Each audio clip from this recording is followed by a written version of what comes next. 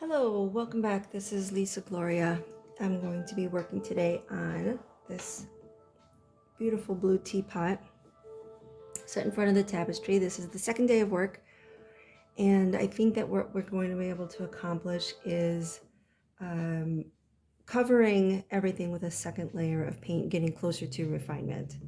I expect this will take me about 2 hours, is my hope. As long as everything doesn't go completely sideways. I'm not going to oil in at the beginning here like I will on the last stage. I don't want to be, I want to be able to create some body with the paint, so oiling in is going to give me a very thin layer, and here I want to be able to control how thick the paint goes. Today on my palette, you notice that the palette, I bumped it up here so that it's at the same level as my painting because I wanted to fix that focus issue that we had last time. It's palette paper stretched over a 12 by 16 inch cradled panel. It just comes right back off. It's not gonna hurt anything. I've got titanium white, yellow ochre, brown pink from Gamblin, alizarin crimson, cobalt blue hue, Van Dyke brown, and ivory black. Van Dyke brown is kind of optional if you don't have it. Raw umber would probably do in a pinch. I don't usually use umbers because they sink in so much. I find that a little disconcerting. And I don't like fighting with them on subsequent layers, trying to see what they really look like. So another reason, speaking of which, another reason that we could oil in is if this was so sunken in that we couldn't really understand what the values were and what was going on. But I think that we actually kind of do know. And so there's no danger in not doing it. So what I want is to work on the background first to give the teapot a nice place to live. And looking at the background, there is a light gray beigey base color of the tapestry. And then there are some slightly darker gray areas. And then there are some slightly darker than that areas that look like a yellow ochre kind of thing to me. So what I want to do is pre-mix those things. One for the background, one for the grayish areas, one for the yellowish areas. And after that's blocked in, then we can think about how much detail we want.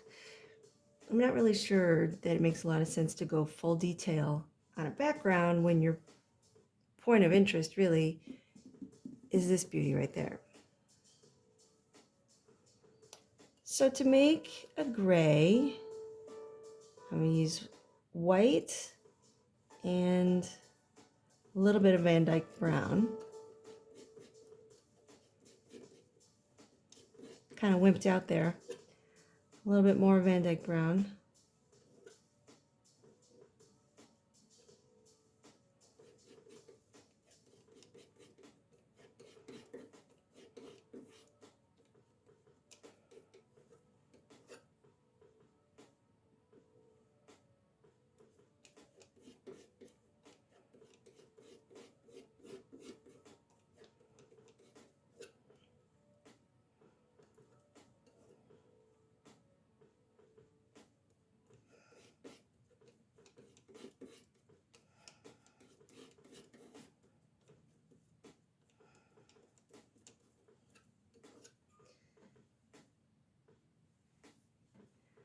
I think I want just a slight cast of yellow ochre in there.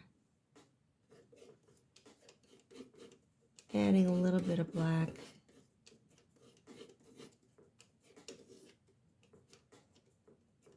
That's getting better.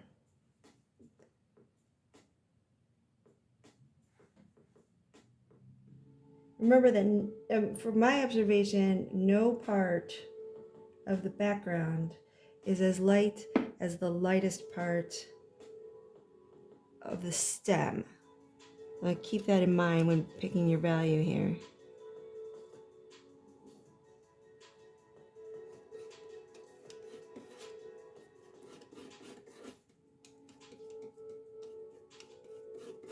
I'm using a knife because I want to have a nice big pile here. It's getting there. And having, if you tried to mix this with a brush, you would just end up with a really fat brush.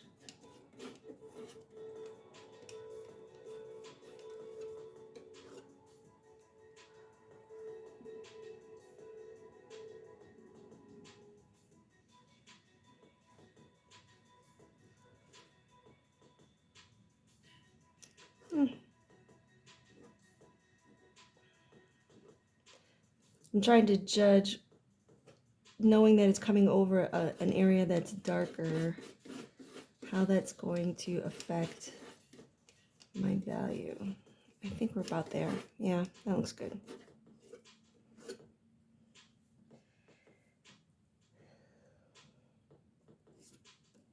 Right next to it,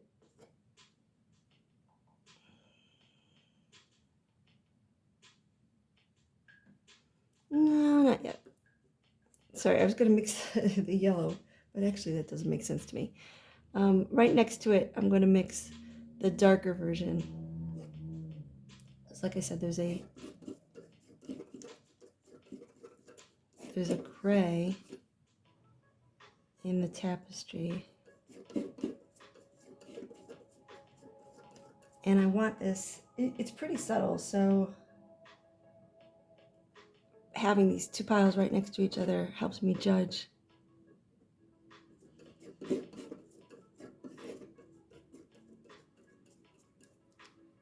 If they're going to be able to look okay with each other.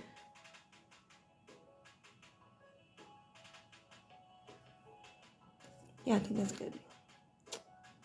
This smidge. Keep this pretty tight together. And now I can go to the yellow golden color that sits next to that.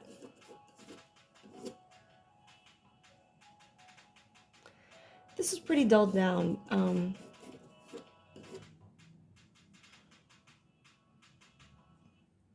So to the yellow, I'm going to add a tiny bit of alizarin crimson.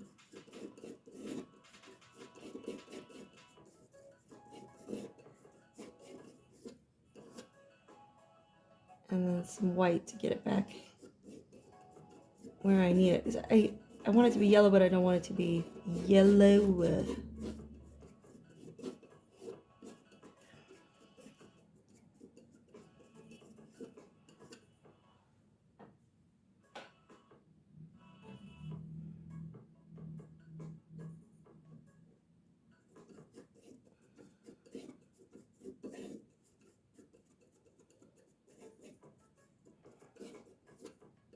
There we go. Okay. So a friend of mine suggested that I release these at a faster speed, which is the opposite of what I want to do. However, I would suggest to you that if you understand a lot about painting and some of this seems a little slower pace than you would prefer, in the upper right hand corner there is a menu on Facebook to double the speed of the videos that you're watching, and I find that very handy.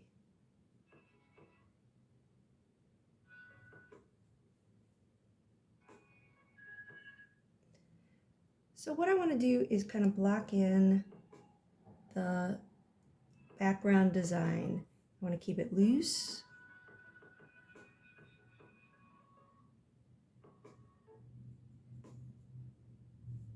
And implied, kind of sketchy maybe is a good word for it. so that the detail doesn't overwhelm my painting.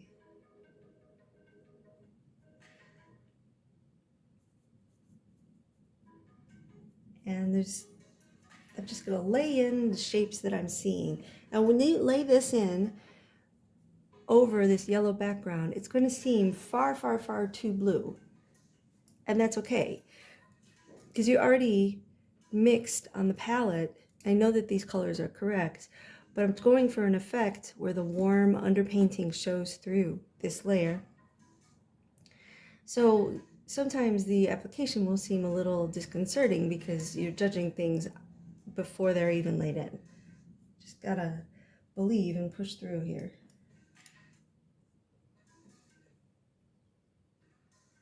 I'm just looking at the reference, trying to find things that kind of look like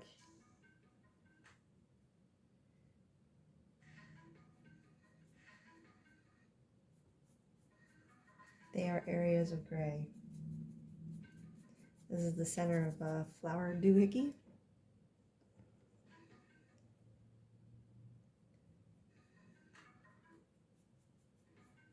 I'm using a round for this.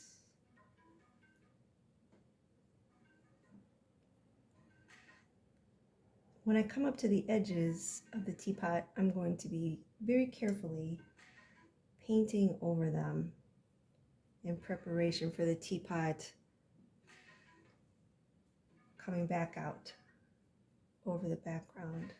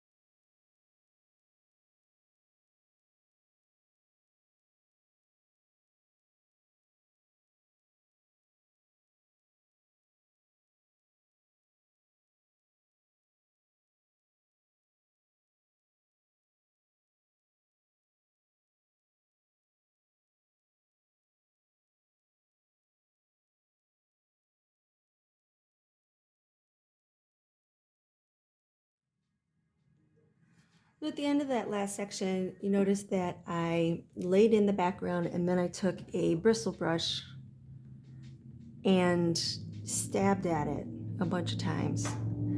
I sped that up because, it's just a task. It might be a little tedious to sit through the whole thing.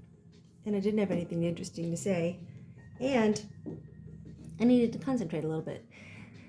So the blending, I don't blend all the way across and smoosh everything out back into a porridge that has no detail. I just kind of focus on the areas that there's two colors adjoining each other and soften the transition.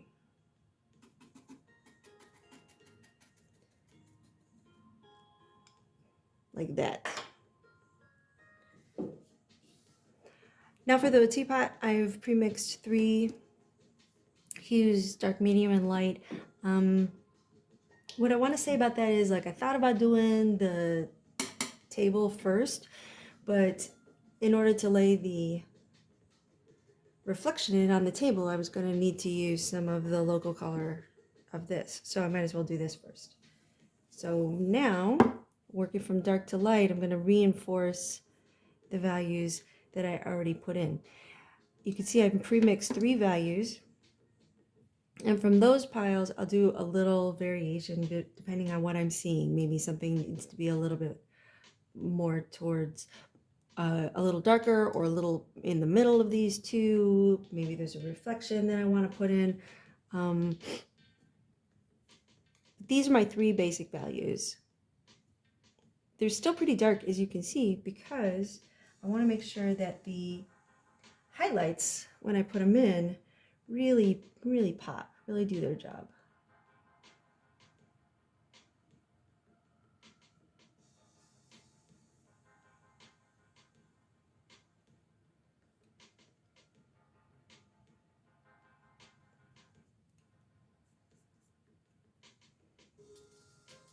Just using a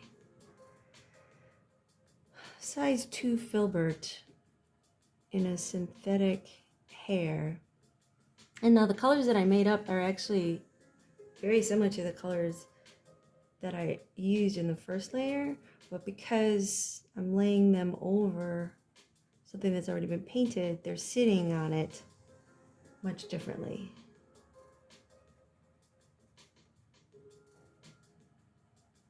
I'm really getting to the dark here.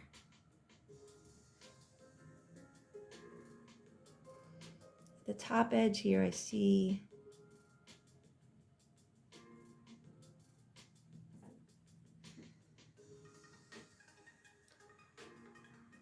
small, lighter area here. Probably a reflection of the ceiling, come to think of it. And now in the background, I think about Richard Schmidt a lot, as I think kind of everybody does. Rest in peace. But I just thought it was so interesting that he was taught to paint in layers, and he was like, why would I do that? Why wouldn't I just lay the right color the first time? Which is, a fantastic question. In order to do that, he developed ways of laying the paint in, and painting with rolling brush strokes and painting with knives and all this other stuff, to really control the way he laid the paint onto the panel. And I do a lot of olive prima work, which I love, but I also love the luminosity of multiple layers of paint. The way that they work with each other, the surface texture, the what's it called? Turbidity of opaque paint in thin layers, glazing, all of those effects. I really like the things that these tools can do.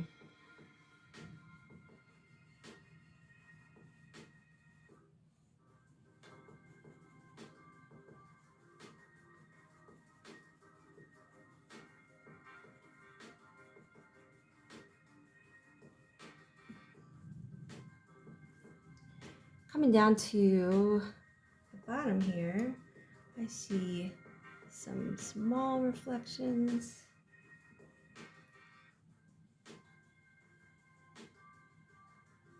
That show us what color or what the form looks like underneath the glaze.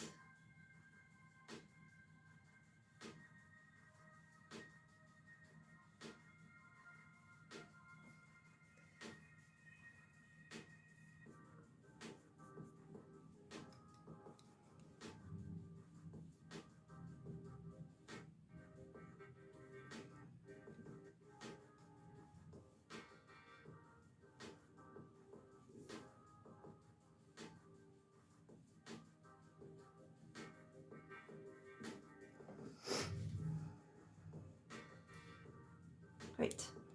Now the inside edge of this seems to me to be even darker. So I'm gonna make a tiny little satellite, I think of them as, and line this edge.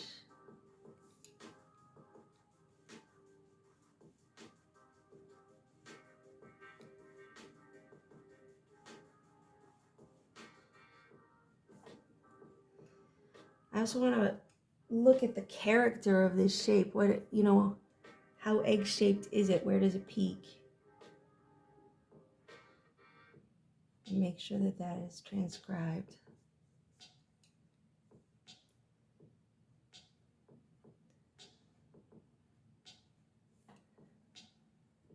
Nice. Nice little smidge of negative space in here. I don't know if I've told you how excited I am about this little bit of negative space.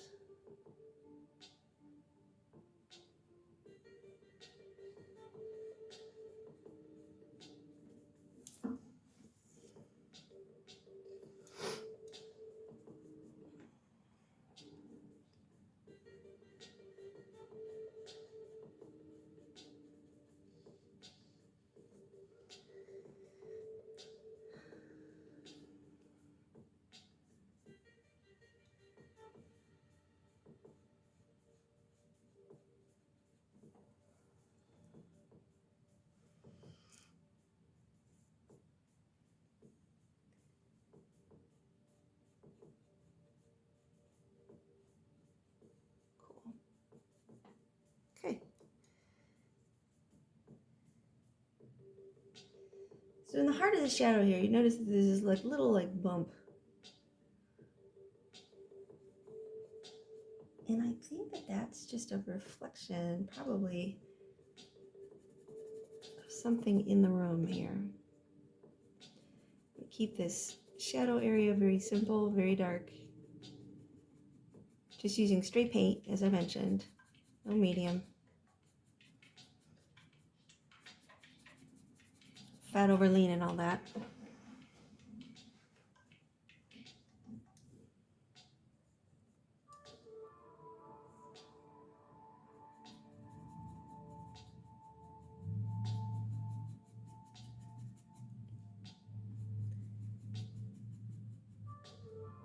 Another thing that the Richard Schmid experience kind of taught me was, the size of your brush.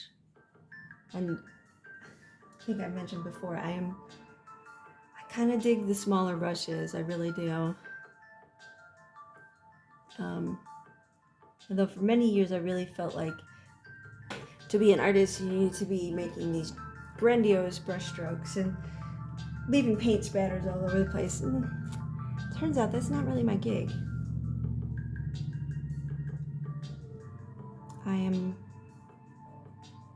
I like these diagonal strokes, and I like using the brush, you know, that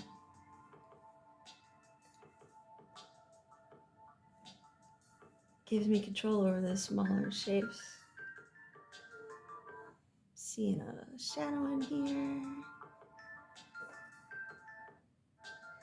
There's two, right? There's a shadow that goes this way, and then there's another one that goes, kind of angles in.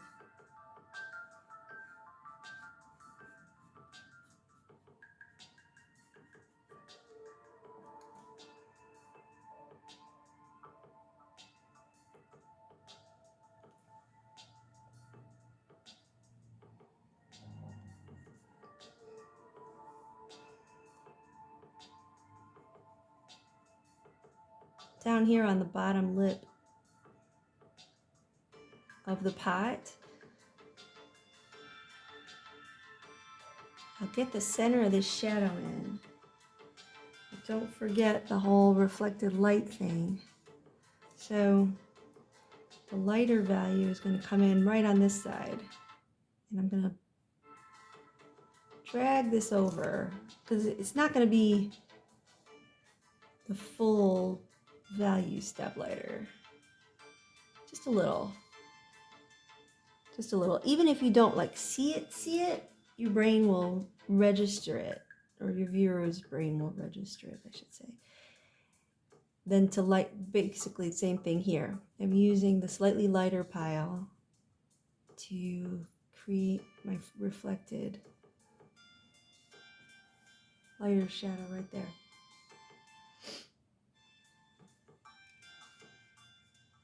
And then using the dark, even though this isn't really dark, I'm just laying it in here, this little ridge. Most of that will get like lost in the paint. Some of it will remain.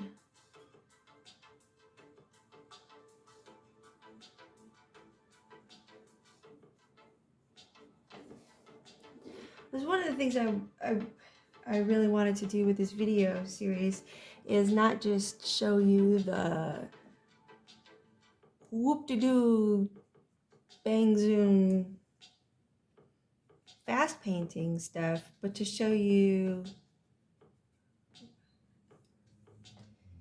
slow painting, I guess.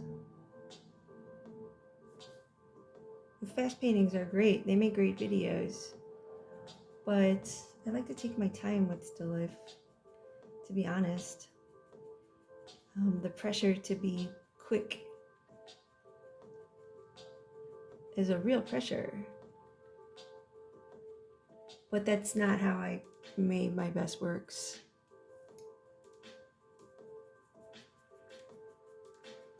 So I don't expect these videos to appeal to everybody, certainly. But there will be some people out there like me who wanted to know, you know, how do you make something detailed and subtle? How do you make slow art?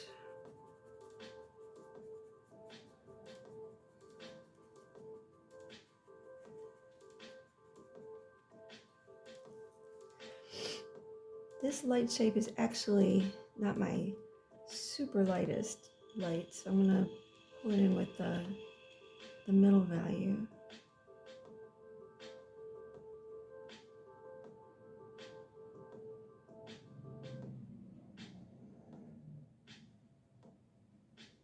You see I outlined it a little bit. What's going on here?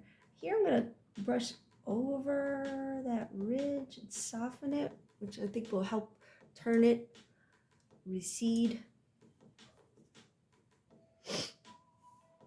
I'm gonna come back into my dark and make sure it's really telling me what it needs to tell me about the form.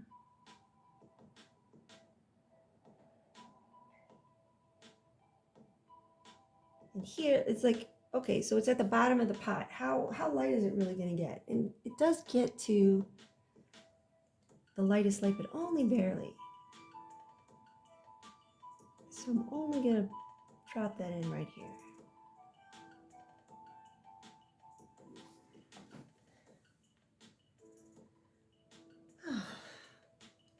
It's just so meditative, you know what I'm saying?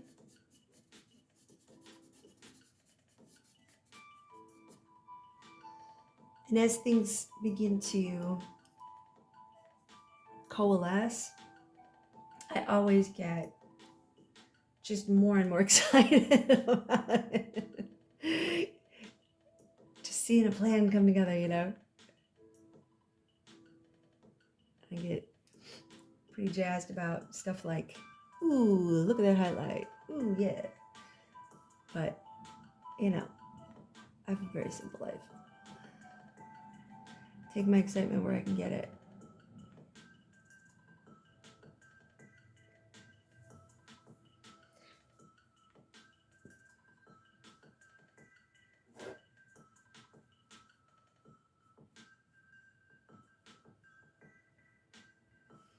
Right over on the way far edge here,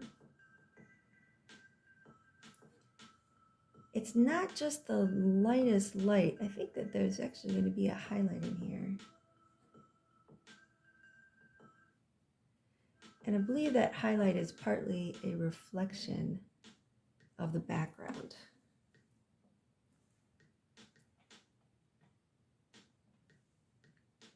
In fact, I'm certain it is.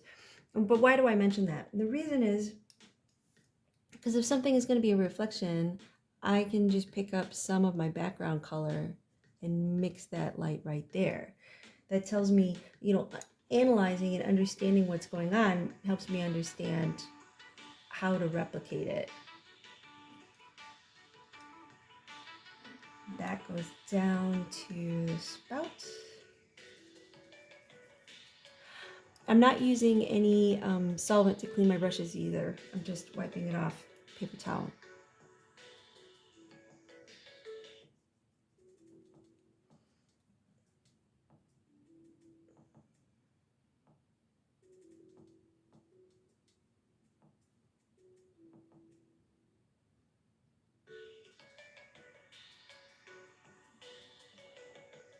Okay. Back to the middle.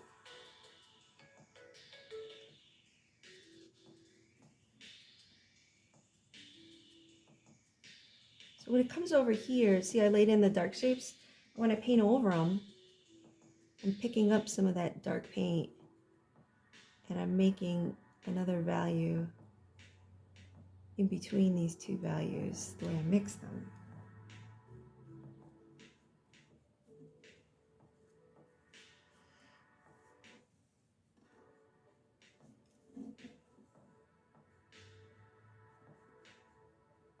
I'm going to be careful on this edge.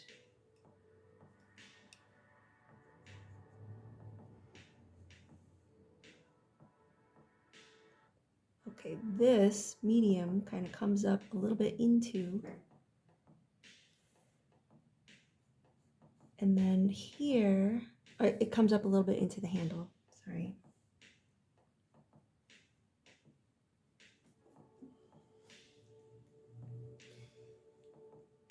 And then the lightest, back here there's a reflection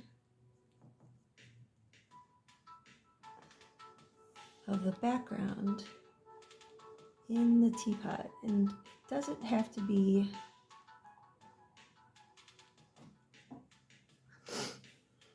it's still on the dark side, right? So it can't be as light as anything on the light side, but it is there.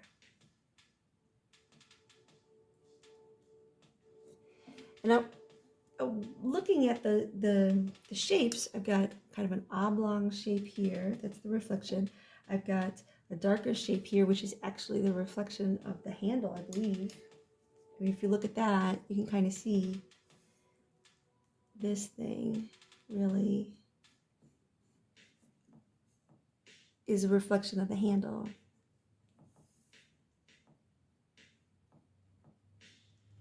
I'll do another video on painting. I'll do many videos on painted glass. Plexi glass is one of my glass and metal favorite things. And then this one here, this last dark shape, probably a wall or a window or something. I'm just going to go right across it to let it drop in.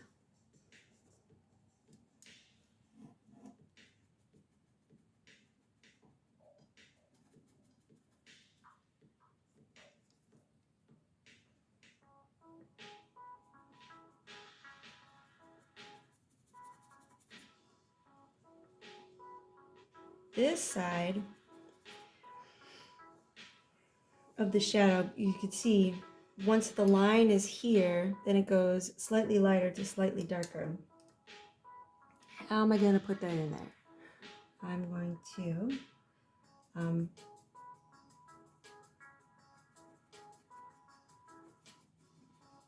get the dark in first, figure out what that plane is doing, and then I'm just going to, oops, not that one, silly girl. Make another satellite right here. It's just a little bit lighter.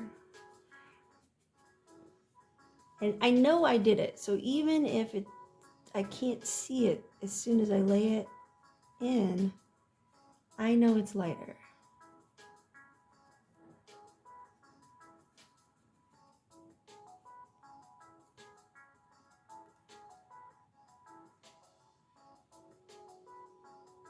I want to keep this transition very, very smooth. This is a round object.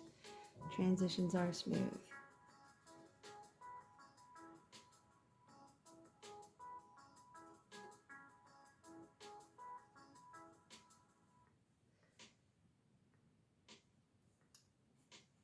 Whoa! Not cool. There we go.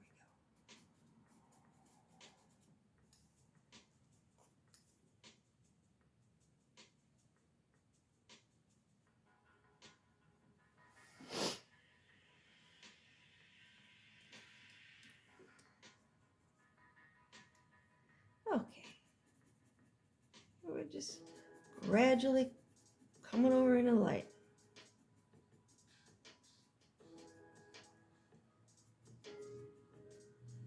You can see that right here, where the form changes direction. It's kind of a soft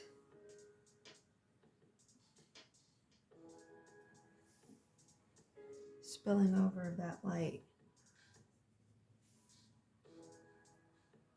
I want to make a decision here. How far does this value extend? I'm going to extend it to here.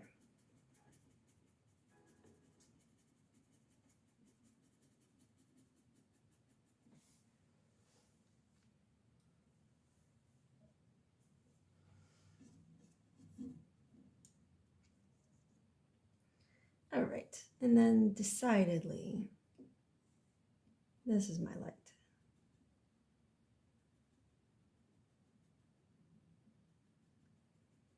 Oh.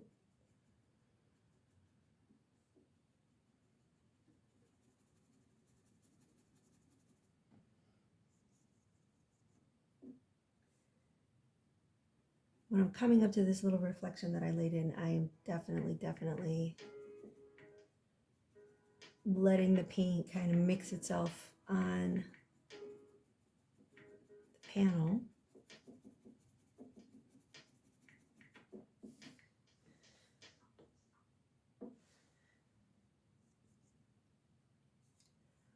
Keep these transitions really, really smooth and even. This subtle highlight that I put in, I don't want it sharp yet.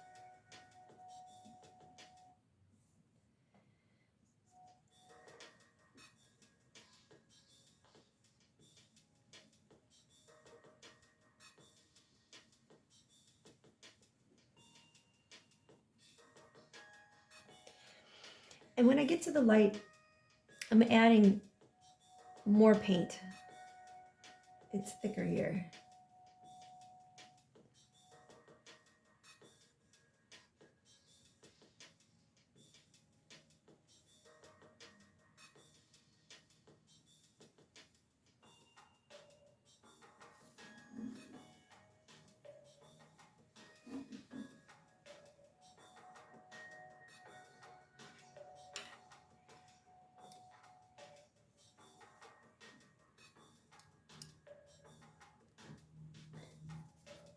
Cleaning my brush off on paper towel.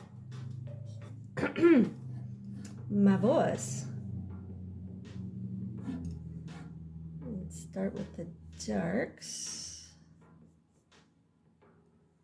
which seem to be, so they describe the very top edge of the spout, and then this beautiful S-curve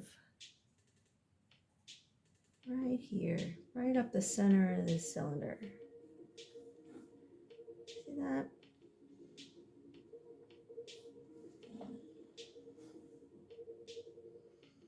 Sitting back, I could see how this highlight has just sort of dissolved into the paint there. That's exactly what I wanted.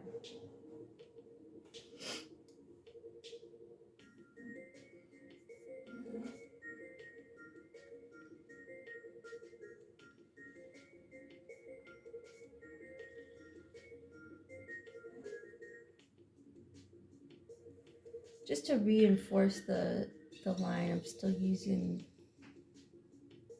a very light touch to describe this shape. Still using the darker value though.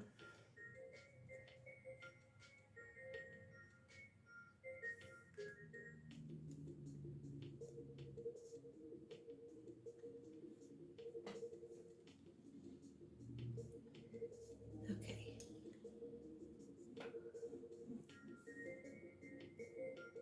Some lighter shadow here.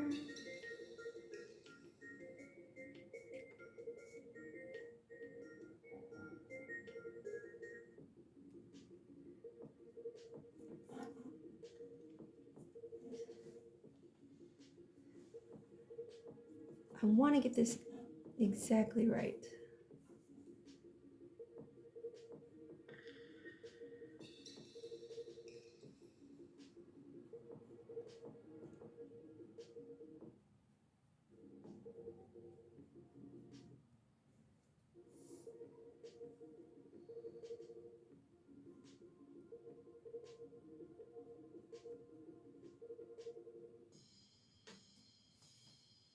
Okay. Some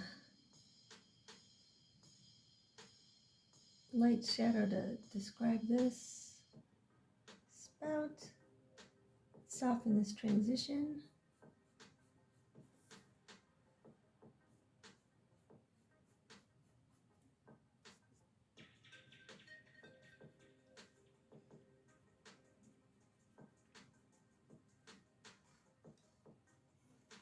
The other funny thing about alla prima is, another funny thing about alla prima is, it actually ends up being just about the same amount of time.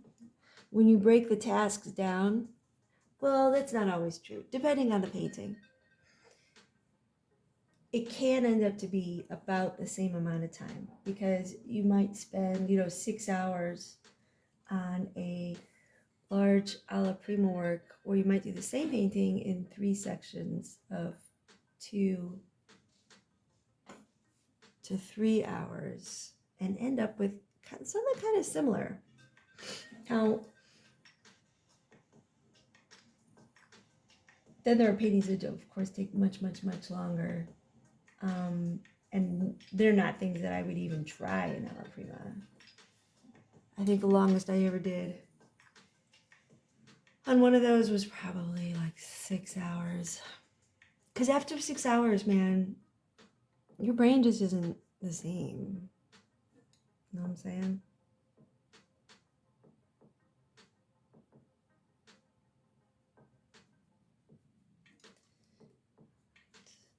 And the light value is going to come around most of this beautiful spout.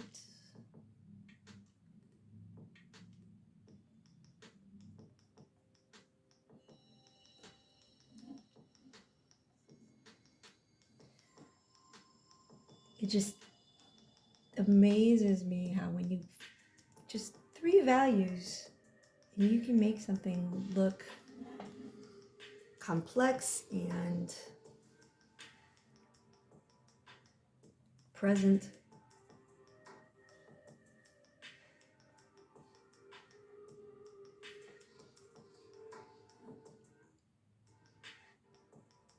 I'm just seeing some small shadows here I want to get in.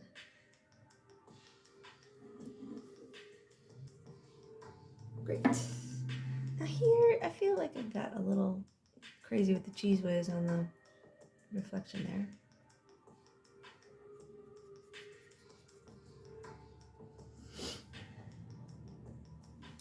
And then here, let's say,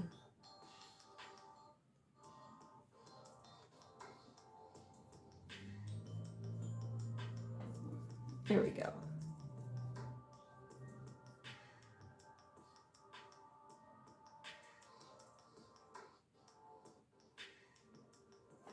There we go. I was feeling like that was a little too dark. But then also that means this is not quite dark enough. There should be a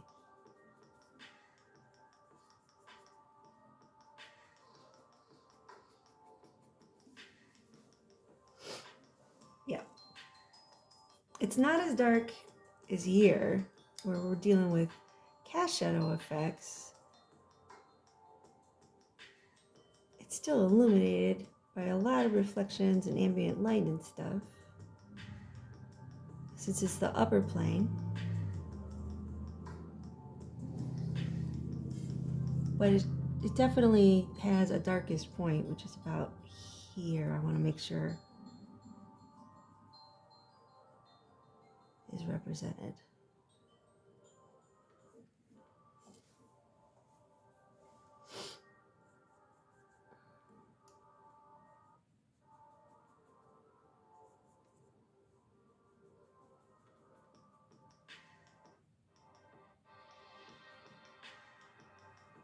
Nice, okay.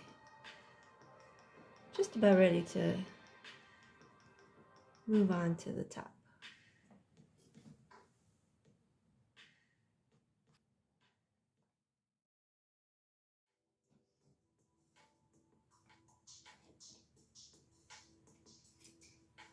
Taking a look at the lid, I cleaned off the palette a little bit and I pre-mixed light, medium, dark based on the lighter background hue so that these things can be as harmonious as possible. And I'm just going to start with the darks.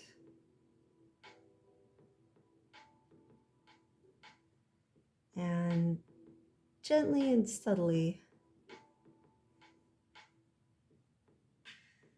repaint this.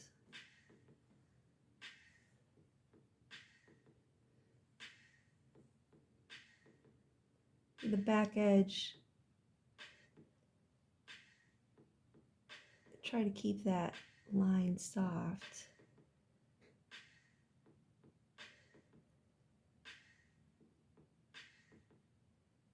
Without losing it completely.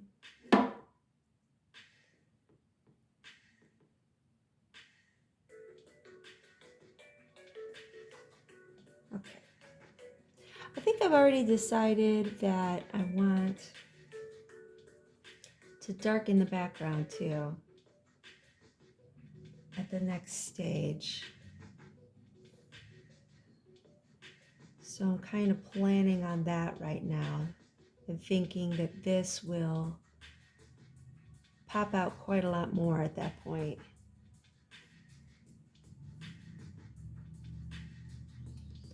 Here's my middle value, which is most of the top plane. Coming right up to this blue. Keeping that edge pretty well defined.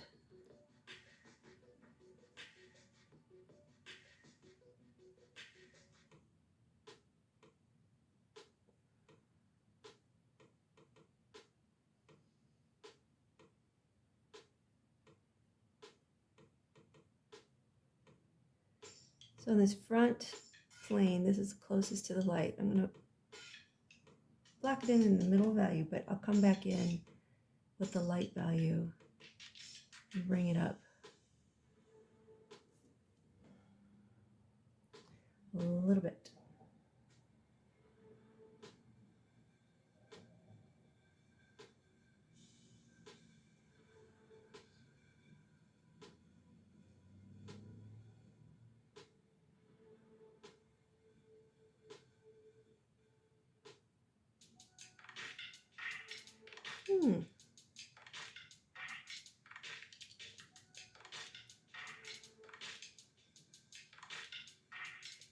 This is a small flat brush. It says Master Stroke Shader on it. I have no idea what that means.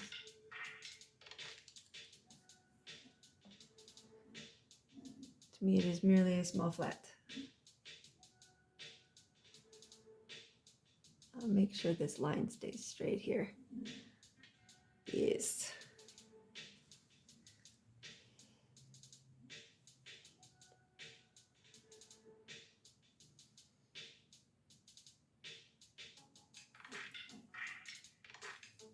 Are we staying in the center?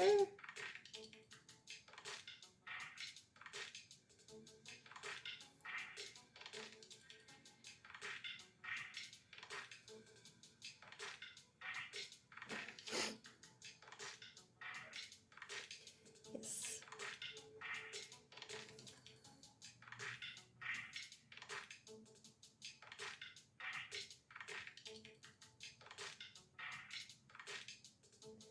I'm not being shy with the paint thickness here either. It's something that I developed over the years, starting with extremely thin layers of paint and then kind of realizing that thicker lights had such an effect. When we come into the middle, or the dark part of this light shape, I see it going warmer, so I'm going to add a little bit more yellow ochre here. And you notice there's a little reflection of the handle in the top. It's so cute.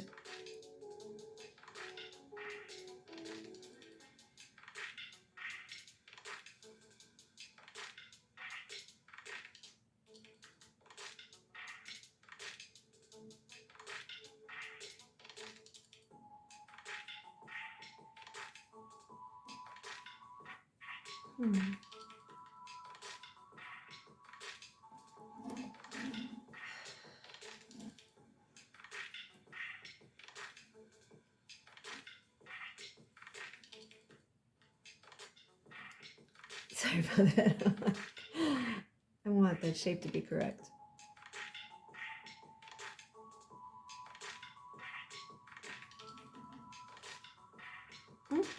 There we go.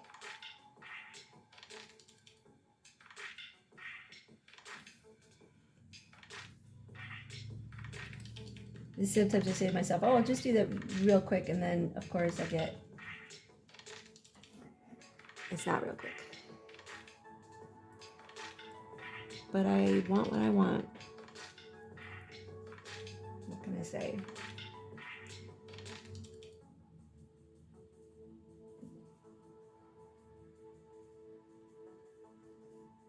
It's important for me to be able to see this darkest parts of the handle.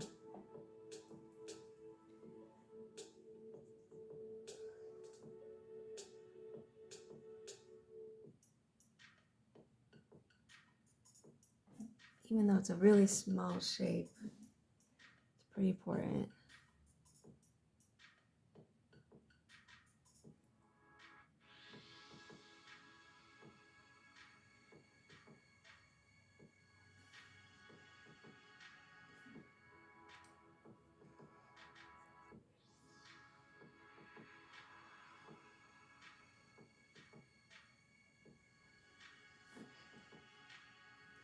Now remember, we have no highlights on this yet. This is all just dark to light and no highlights. Highlights are going to have a huge impact.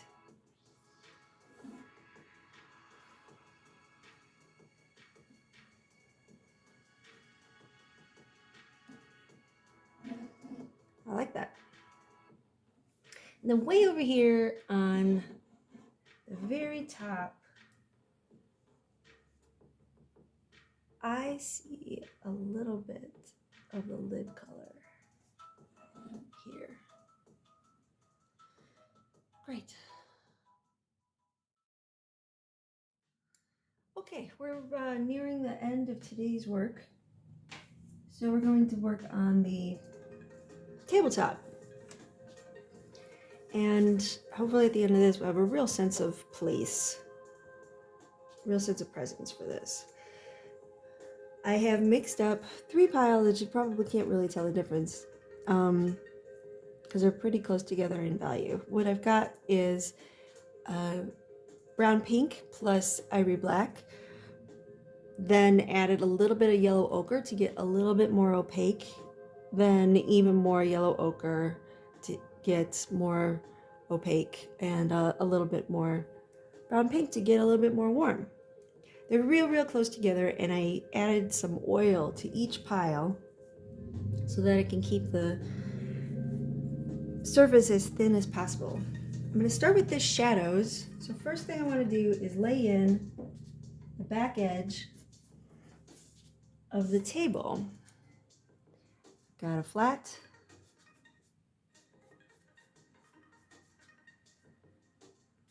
I think this is the brush I want to use. We'll see in a second. And then looking at this, I can see that the back edge of the table kind of comes in about halfway. Now, I'm using this board as a straight edge.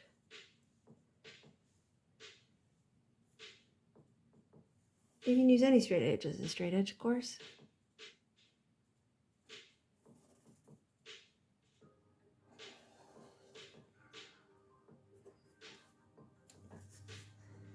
See, no damage, no problem.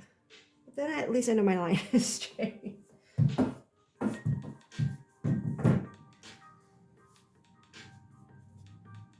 And then I want to reinforce the bottom edge of the teapot.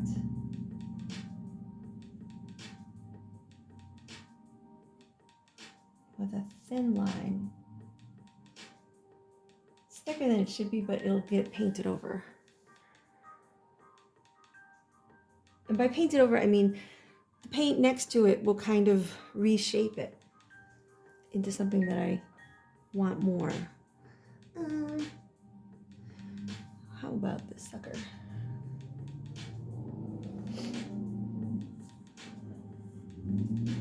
Probably should have started with this line, to be honest, but I got a little chicken.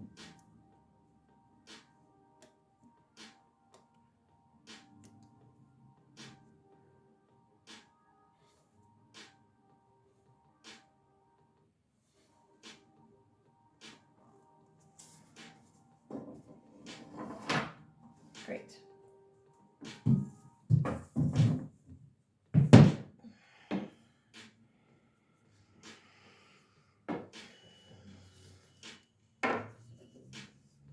I'm using my handy dandy straight edge.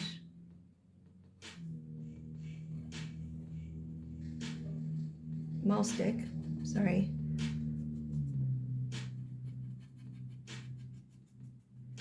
I'm going to very thinly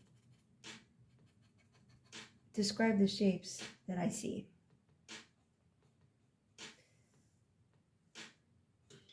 This will give me a chance to kind of reinforce the drawing.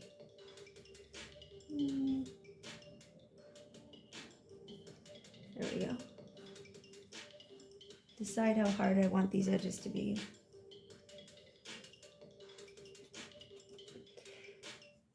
So I have a couple of choices. Like, well, I could just like do this in real dark and then come in with a paper towel or a Q-tip or something and draw it back out for the highlights of this part. In fact, I think that's what I'll do. I hate this brush. Okay.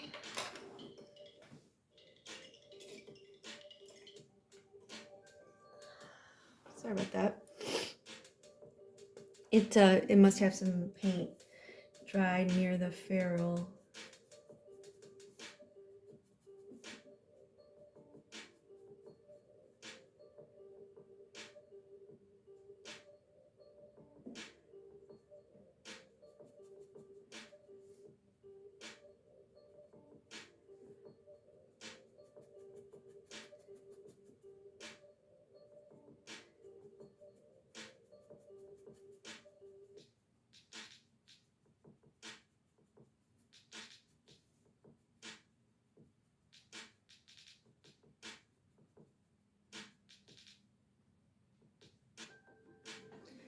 Okay.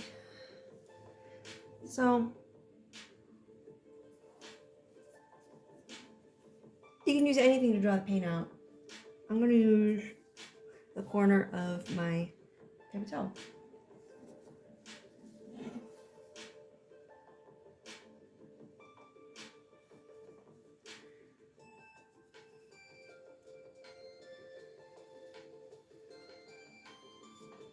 And just carefully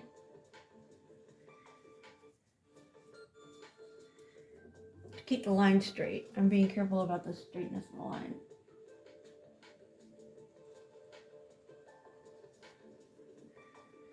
Because what I don't want to do is, just like the background, introduce a detail that draws your eye.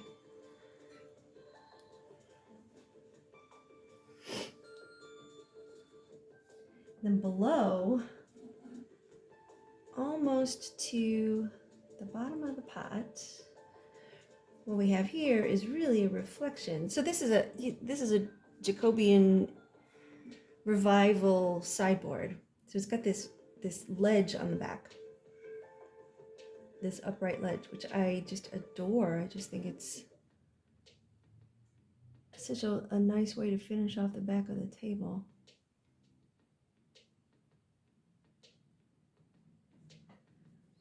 But that is going to cast a reflection onto this nice shiny surface.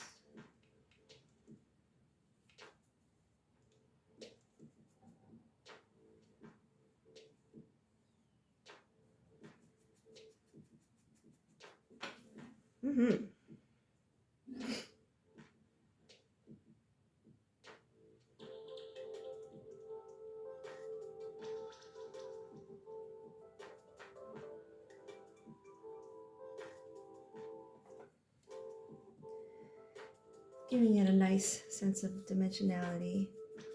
See, I'm kind of cheating now because I like to finish with the horizontal brush strokes. I don't want to do that yet. Well, let's do the same thing on this side.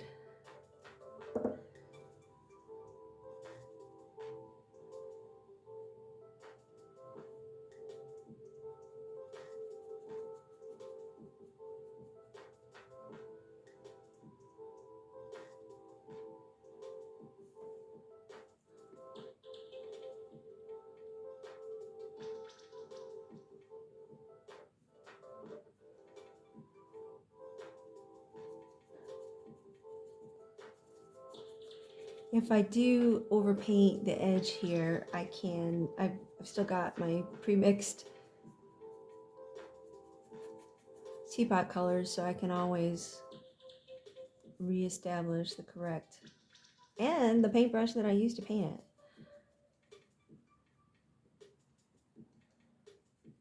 I I like not having solvents in my studio, so I use a different paintbrush for each object, sometimes several, because I don't like having that stuff open and around.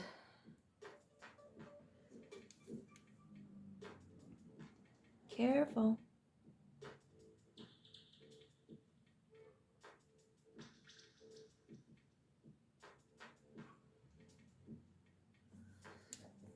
Just a little bit. Woo! I like it. Okay, and what are we seeing as far as shadows here? So we got a cast shadow of the teapot itself, comes out like this.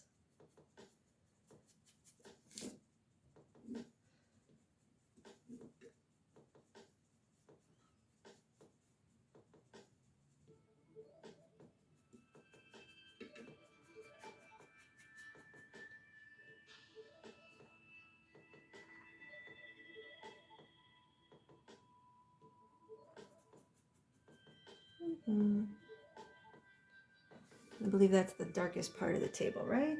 Yeah. In fact, I can kind of overpaint this edge here because everything is so murky. I don't want that detail. Now, do I have another? Yeah. I didn't really think about this before, but the teapot itself kind of ends.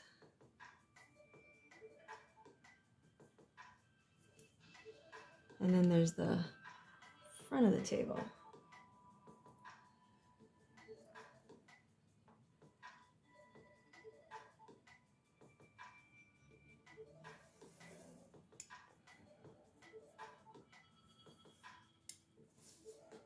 Almost.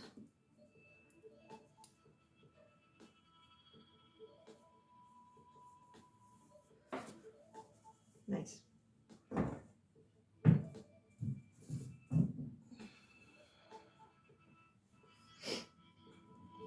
So here at the bottom of the table again, there's a decorative whatnot ridge, doohickey. I think that is the technical term. I want to get that in here. Again, I could be using a giant brush for this. I totally could, but I like this better. I think that sometimes I call it dither, sometimes I call it white noise, but the brush strokes themselves have a character, and a big smooth brush stroke from a synthetic 4-inch brush has a different character than this does. Somebody who does use this to excellent effect is Michael Klein. I really like looking at that. So I'm gonna get the shadow in here, and then take my paper painting tool.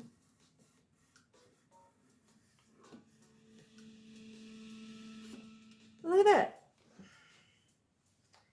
Instant. Actually, I think it's a little higher.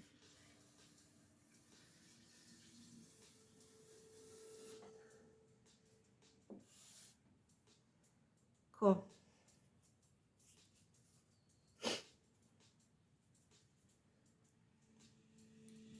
Let me test this hue because I really do want it to be lighter. Yeah.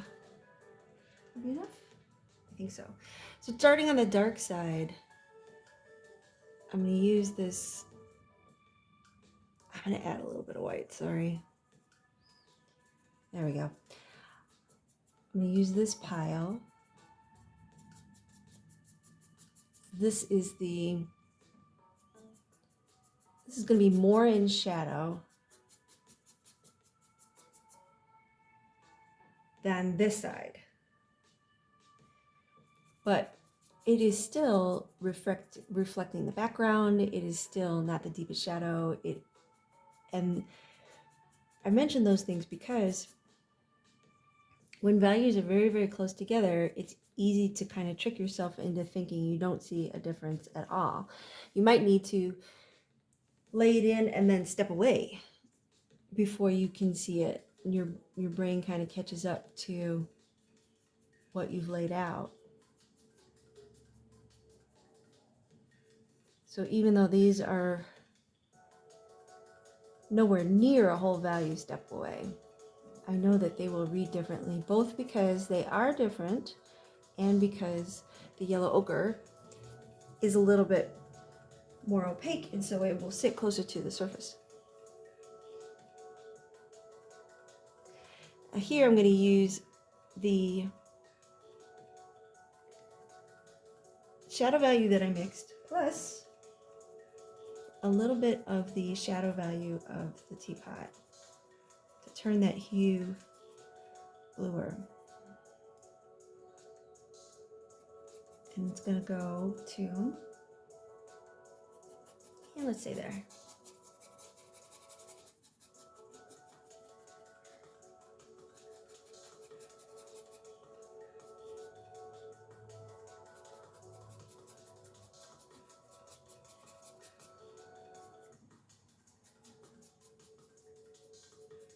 I love the sound, the thin paint going on to a panel. Don't forget about the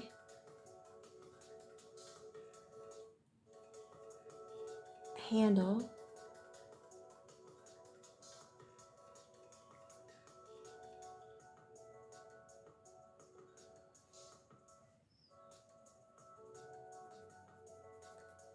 Okay.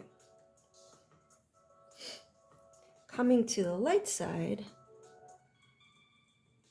I'm going to add a little bit more white to this final mixture here. I just want it to be lighter than this. It doesn't have to be like a huge amount lighter. It just needs to be lighter than that. Just so we get an impression of light fall across the table.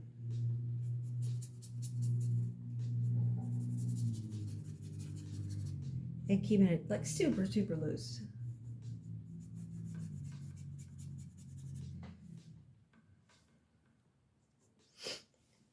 When I get to the edge, remember that your reflection is a mirror image. It is the same as what you've got up there, just upside down. And one way you could check that is turn your head like 90 degrees. You can't see me, but I'm doing it. And make sure that this shape looks symmetrical.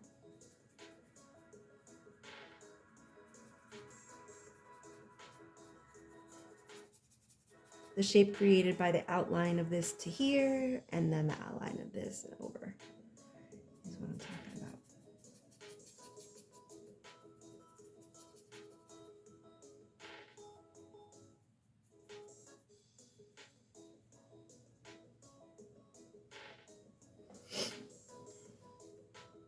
Okay. Now I want to get my middle value mixed in. My middle value from the teapot mixed in to my light value of the table, and scrub it in real thin here. Seriously, don't overthink it. Don't go too crazy. You know that you mixed it, you know it's there. So just kind of trust this process a little bit.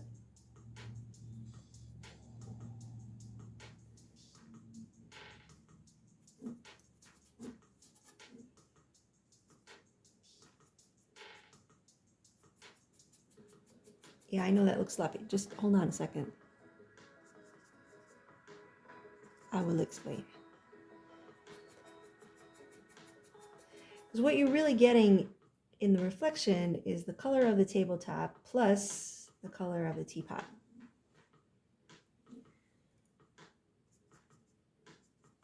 You're not getting a full reflection of, not in this case anyway, a full reflection of the exact colors of the teapot, but you still have to show dark to light. And then here, I see that we have, it's a little darker.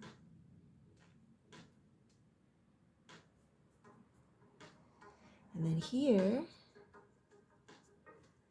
see that it's a little bit lighter.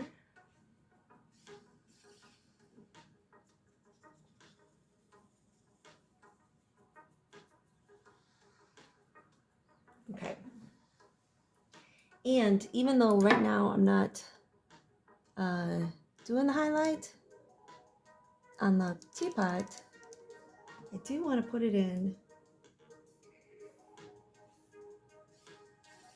to the reflection because it's going to be important.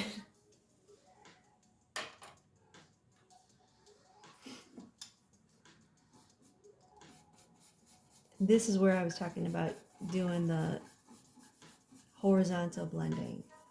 I'm going to start from the inside of the shadow.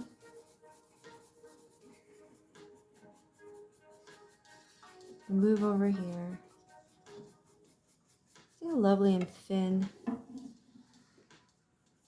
that paint is. And then this is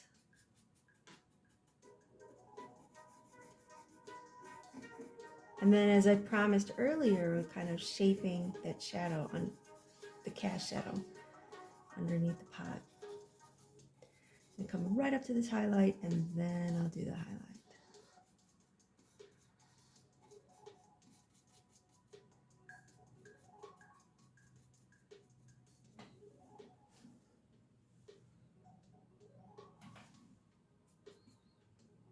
There,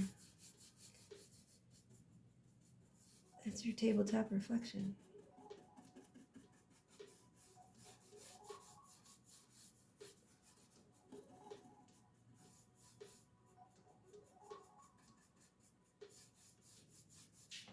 Super thin. Okay, so this is what we accomplished today. Went from total coverage to bringing everything up to a certain level of detail. Not the final level of detail, but a certain level of detail. We got the most important things covered. Next time, I'll glaze the background with detail and to my preferred values, and reinforce the pot and add the highlights and basically check the whole thing and see what needs doing. Hope to see you then. Thanks for joining me. Oh, geez, I'm such a dork. Please click like and subscribe. Thank you. Ay, ay, ay.